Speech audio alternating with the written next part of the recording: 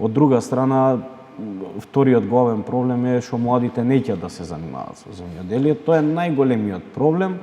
Тука во ова поточка исто би оставил и иселувањето на народот, така да горе-доле тоа е реалноста што не можеме да ја избегнеме.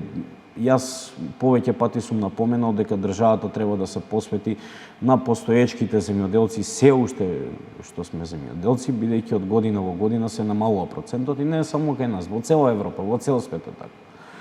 Сега ние не можеме да бидеме толку добро платени како на пример што има многу попрофитабилни сектори, сега нели од IT сектор, градежништво и така натака.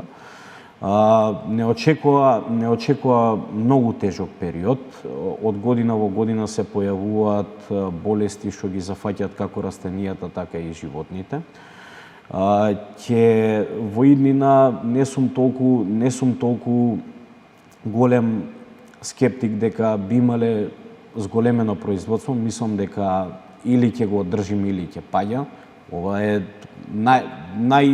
најискрено од мене објаснување. Парите фрлени до сега и парите фрлени понатака, државата треба да се зацрта точно и да знае што сака од оваа земја. Значи, не може во сите сектори да бидеме прво. На гледачите исто така би сакал да им напоменам дека ниту една држава во Европа, освен Германија, можеби и Франција, се задоволуваат од сопствено производство. Скоро цела Европа во одредени периоди има увоз на одредени продукти, поточно артикли.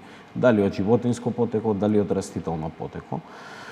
Околу субвенциите исто така друго би напоменал дека еве еден апел како од помалите сточари, така и од поголемите, само треба да се исплаќаат малце поредовно, без разлика.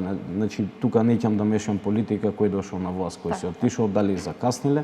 Нас не интересира да ги земеме субвенциите на време, да ни бидат намирени обврските, како према производителите, така и сега, например, ете оди жетва.